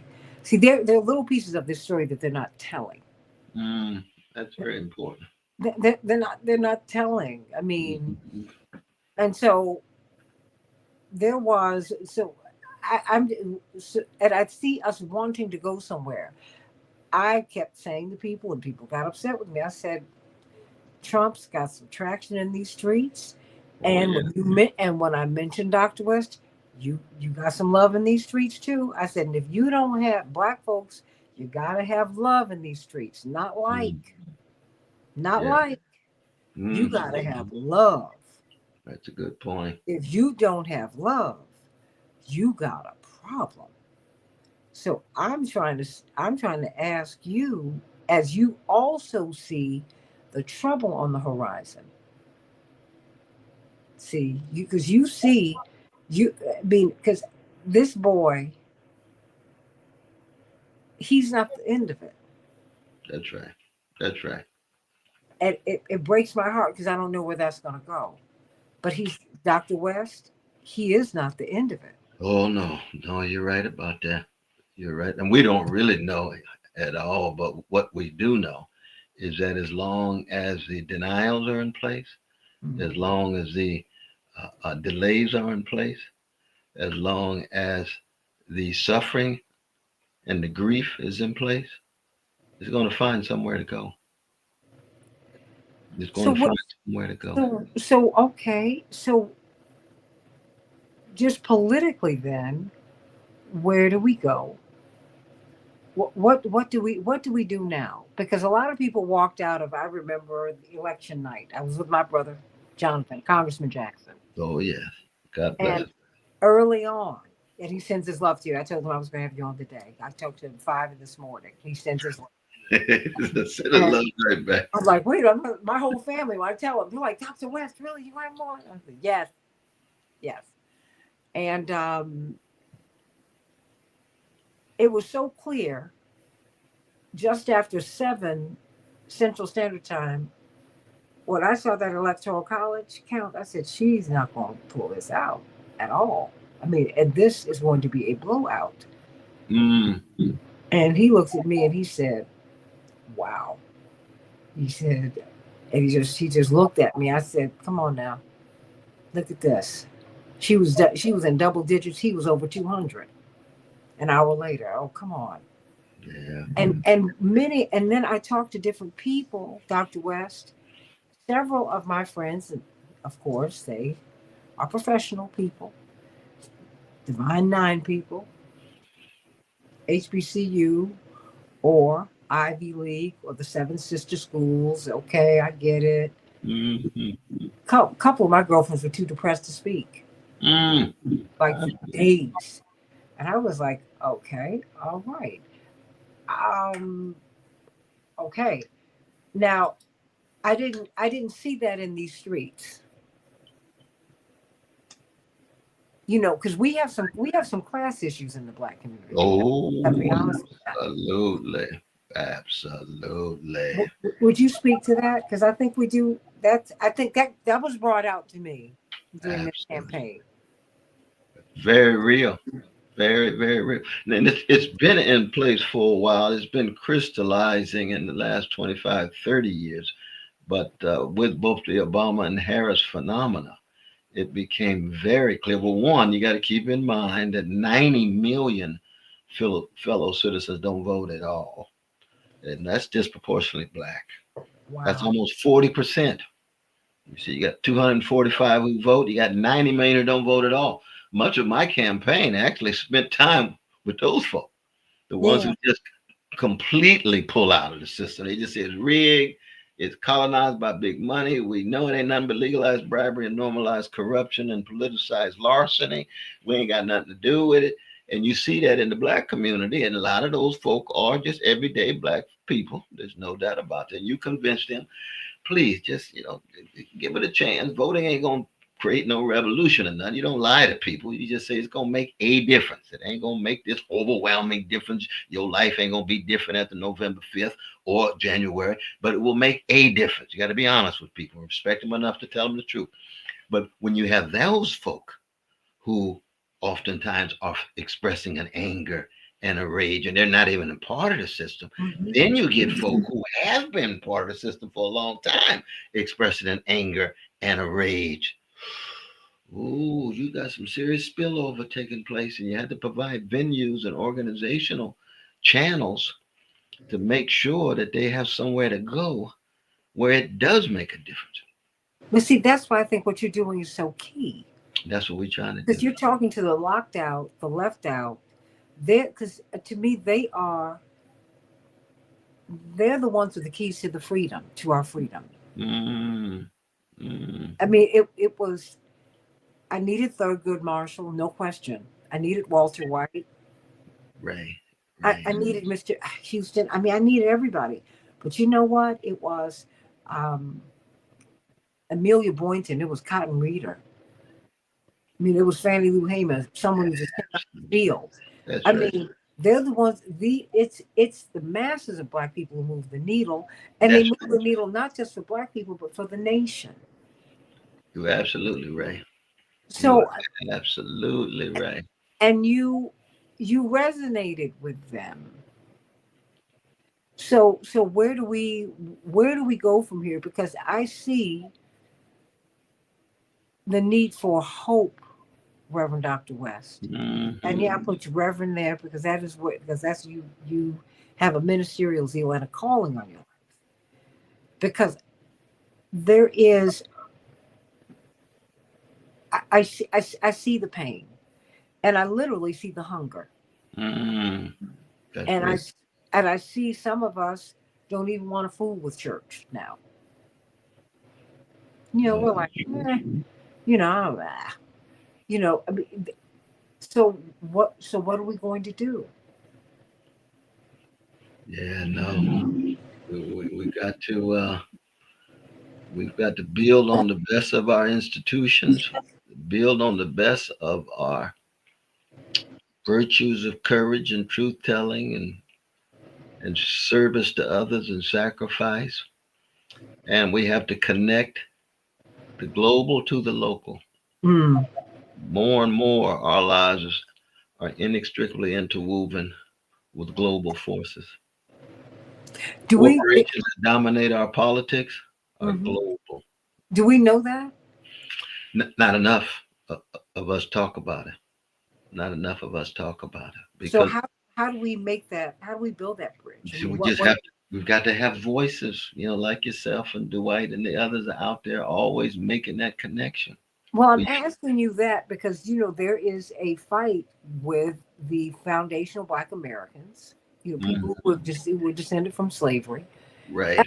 and I understand that because far too often, I remember Newt Gingrich tried to sow division, seeds of division between Black people who've been here historically, who are descendants of the enslaved, and those who are not from the Black slave tradition, right? And and you can see that it can work. Oh yeah. I mean that division does work. When you look in the Ivies, most of the blacks who are accepted there are immigrant blacks and blacks who are not only biracial but they have white mothers. I mean, Hmm. let's put it where it is. I mean, the New York Times wrote about that. Hmm. No, They that's they they continue to push back on the Black American experience. How do we understand that we all, what did Dr. King and you've talked about this single garment of destiny? mm, yes, yes, yes.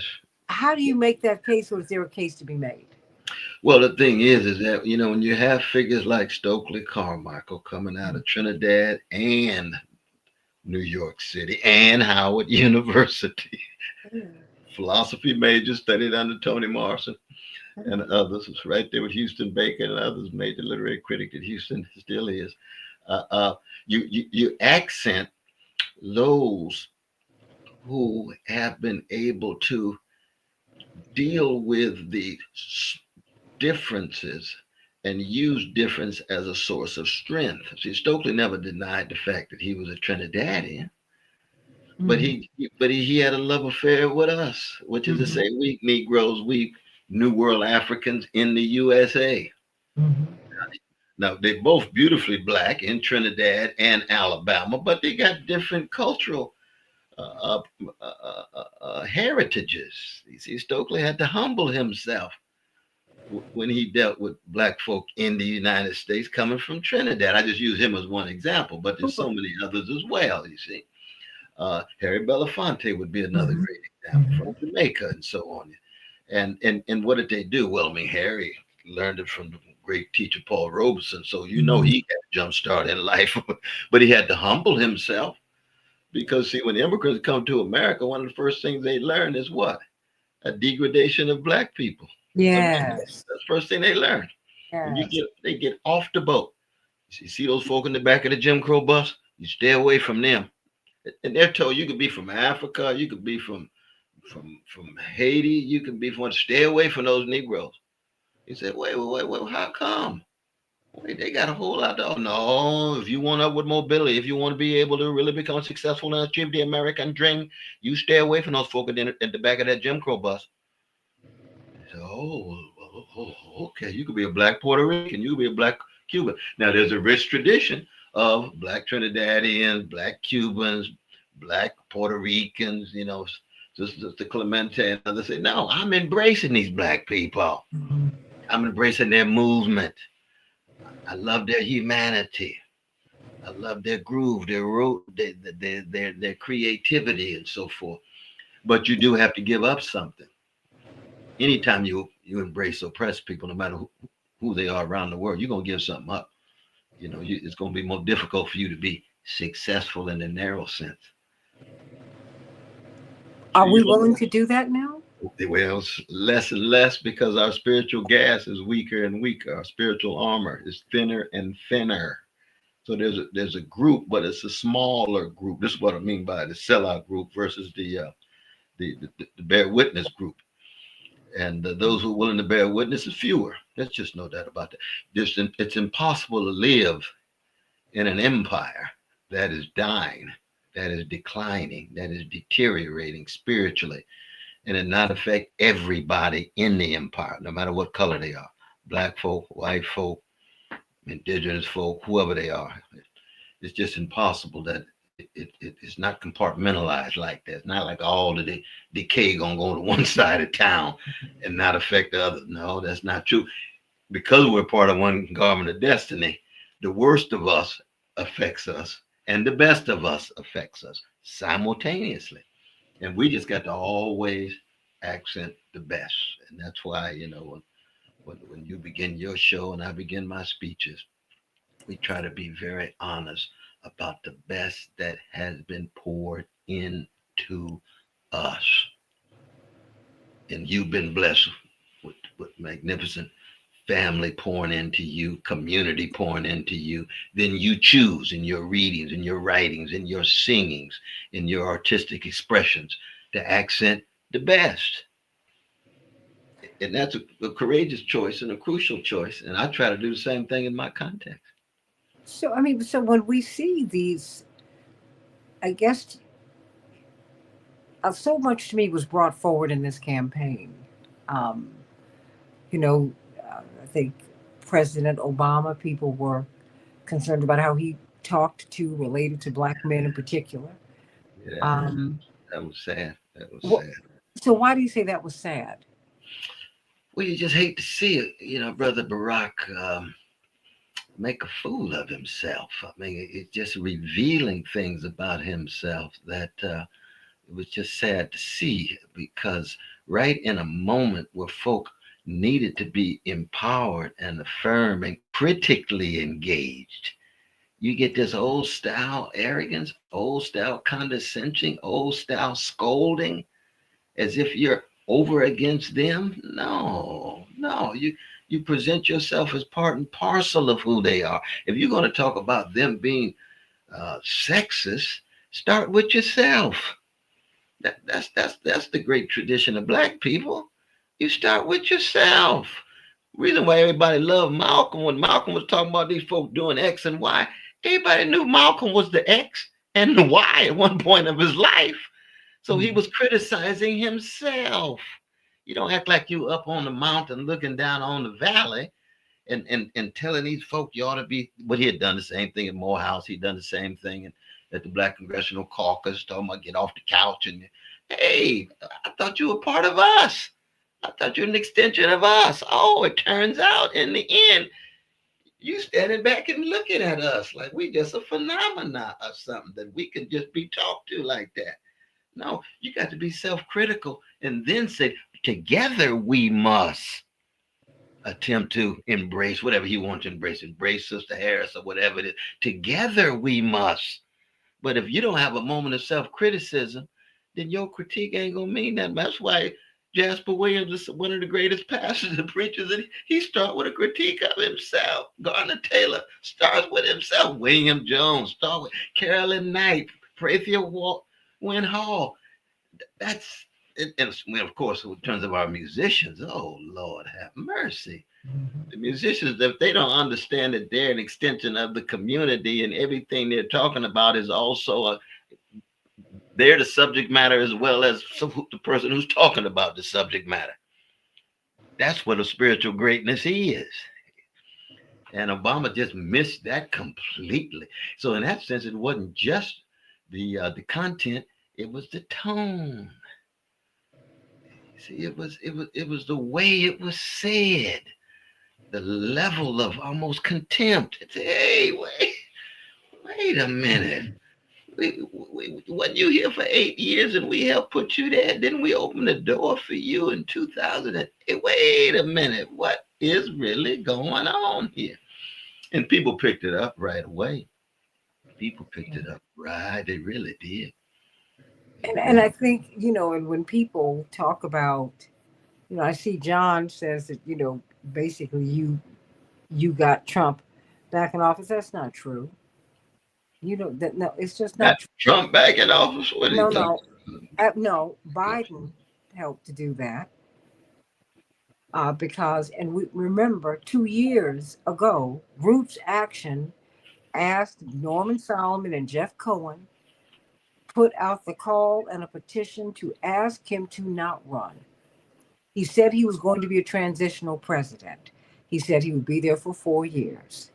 They gave Kamala the border. That was always a losing proposition. And they put out the word that she was not legitimate. Then they canceled the primary. And then 14 million votes folks gave to him anyway, they threw it out and said they were going to run on democracy. Then she was going to run on joy. Are you for real? She was set up from the get up. And Trump grew stronger and stronger with each prosecution. John, bless your heart. Yeah. Y'all stop it. And we should have the option, Dr. West, of voting as we choose. It is incumbent upon Democrats, Republicans, Justice for All, Green, and everybody and everything else. You got to make your own case. But you need to ask the Democrats in particular not to push people off the stage. They had an opportunity to register a whole lot of people and Oh, to have a big tent. I said, I don't know what y'all were thinking about when you gonna push Cornel West off the stage. What? You're gonna push Robert Kennedy off the stage. What? You would have pulled all of their people in. You would have inspired people. absolutely. But I I could tell see Brother you going John to too. these churches, I Dr. tell West. Brother John too. I mean, if he's talking about the Democratic Party being this great alternative, then how come they didn't have William Barber on the stage? He talks about the same issues I do, low wage workers, 140 million workers as a swing vote. They wouldn't touch him with a 10-foot pole. Now, we're not just talking about the Palestinian voices that they didn't put on the stage either. So if John thinks that somehow I'm making some grand contribution for Trump, I say, brother, get off the crack pipe. Please have a more subtle analysis of what is going on among your own group. And if I'm telling my truth, don't think that my truth telling becomes the cause when, in fact, the very folk that you were supporting wouldn't even embrace the very people you claim to be you concerned about. Come on, brother John. God bless you, man. You got to have a better analysis than that. My God, that's almost like saying that Stokely and Martin Luther King and others brought us Nixon because they opposed LBJ because LBJ was killing Vietnamese babies by the hundreds every week. Now, how much sense does that make, Brother John? Please. There's that. Good. as, Oh, they, as the kids say, facts. they say we That just part, trying to tell the truth. We don't have a monopoly on the truth. None of us say that. But yeah. what happens is you just throw out these little slogans and they circulate, and all of a sudden people just don't think critically at all. Well, I mean, and running campaigns that are not strong. Are you kidding? Oh, John, people were calling for Biden to get out before June. Oh, After the debate, after absolutely. June 27th, everybody said, you got to go. And I said, first of all, if you'd had a primary, you would have had an opportunity That's to have right. made that case That's right. for the prior 7 months or so. It's almost as if the Democrats and Republicans, it's a uni party, Dr. West. It's one party. They support the oligarchs. Big What the same donors, same donors. what are we supposed to do? I mean, I only have a few more minutes here. I want you to have the floor because I need with all of this pain and anger out here, and it is real, and I'm seeing it, I'm feeling it. What are we supposed to do now? I mean, what do we do with this? How do we deal with this constructively? Well, one is you have to commit yourself to a truth, even if that means questioning yourself, because people get locked into certain slogans and certain perceptions that require critical examination. And if you're not willing to do that, then you end up just being just another cog in the silo. And it could be on the Republican Party plantation where you got the neo fascists now running things. It could be on the Democratic Party plantation where people just end up throwing out slogans, don't want to examine why the Democrats ended up losing in a serious, critical way. And most importantly, you leave out the people suffering. Mm. If neither party is speaking to 90 million people who don't vote, who can, if neither party says one word about poverty, mass incarcerations, reparations, which is very important for my campaign, and Mm-hmm. everybody may not be into reparations, I'm a reparations man. I'm Mm-hmm. going to tell the truth about it. Me too. If they can't tell the truth about universal health care, so you get escalating anger and rage, and that anger and rage is against both parties. It's against because both parties have been complicitous in that regard. They don't want to tell the truth about the greedy bosses and people getting denied and delayed. But sooner or later, they're going to have to, whatever form it takes. And all we're saying is that we're going to bear with us no matter what. We're going to get lied on. We're going to be talked about. We're going to get trashed. We're going to get rebuked and scorned. That's all right. We got a revolutionary patience because we got a revolutionary love of the people, because we got a revolutionary courage that will never allow our joy to be dampened or stamped out by any force or by any body. And that's good news. That's It good. is good news. Well, Bernadette says truth is lonely. Is that all right? Ooh, Sister Bernadette, she's telling the truth now. She's telling the truth. We can ask Nina Simone about that. All that truth coming out of her mouth and on her piano. Mhm. Ooh, But yeah. did you feel alone during this campaign? I mean, Oh, as you post absolutely. things out. Oh, absolutely. Very much so. Oh, you come back and you got the whole group of your committee gone. They had been with you. You say like, shoot, that's like a pastor could show up and look. What happened to my deacon board? Yeah, Deacon Jones is still here, but all the rest of them decided to go on over to Second Baptist. We at First Baptist here. What happened? Well, Well, they got how did they tell you? Did they tell you they were leaving to go to the Harris campaign? What happened? no.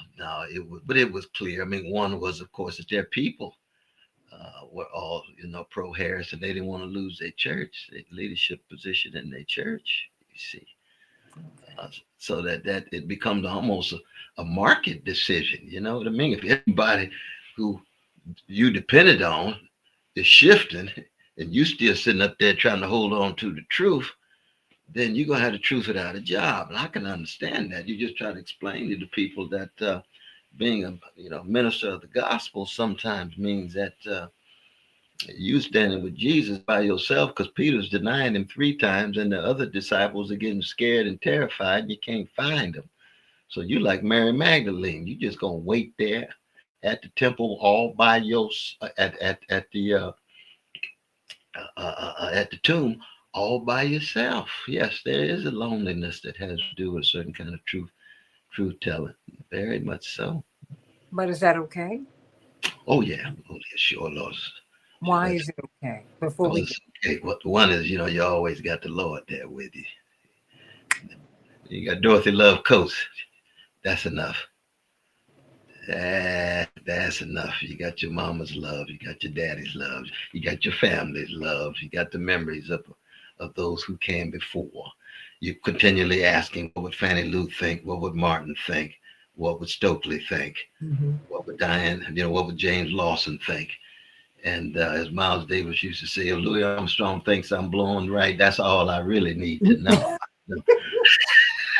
He Oh, said, that's the highest standard. The Charlie Parker thing, the Coltrane is playing the way he ought to. That's about all Train needs. He doesn't need downbeat telling him he don't know how to play because he's playing too fast in giant steps. Critics don't know what they're talking about. and what would What would and Charlie think? how would Nikki Giovanni say it? What Oh, say what say you about Nikki Giovanni? yeah, she was The a great Nikki. giant. She was such a towering figure, though, very much so. I didn't really know her that well, but But we I all knew her. but look, we knew absolutely because I saw her in college. Truth on its way, Lord Truth have is on. Come on, mercy. we all Truth know on its that. way. Now, if you want to know rap, you got to know truth is on its way. Truth on its way was Come so cool. on. I played that thing so many times that my needle hollered out and said, "Please give me a break." Come on. So Lord, we all know Nikki Giovanni. Come with on. Nikki and On top of Quincy Peace too. Be Still. What? Come on. Yes, isn't that the truth? Right out of Fisk University. Oh, absolutely. But you know No, what? I thank God for you. I mean, for telling not your truth, but the truth. Truth is neutral. Truth is God. Truth doesn't belong to me. It doesn't belong to you. It's that's, truth. that's And you right. are willing to hold up that bloodstained banner. You've been doing it. Ran for president, and I thank God for Anahita, my sister, your Oh, beloved, God bless you. God because bless you. she ran on with you, and because you Oh, can't that's do true. this alone. Because wait a minute, when your deacon and deaconess bench had emptied, she said, "Okay, okay, Cornell, we're going to keep on going." That's the I truth. love her. That's That's right. the truth. I know she loves you, and I do too. But Well, thank you so much. I know we got to run here though, but stay but I strong. love you. I Love love you, love you. you, love you. I love you, love you, love you, and I thank you for. I thank God for your every hurt and your every happiness. Albertina Walker, the Queen of Gospel Music, said to me, and I said to you, because they've made you who you are. Everything that you are, everything that you've done, I thank God for you. Thank you for holding up the bloodstained banner, and let us continue. We've got a lot to do, and we need you, Dr. Cornell West. We need you. We need you. I know truth is on its way, and truth is here when I see you walk in the room. Mm, Come on now.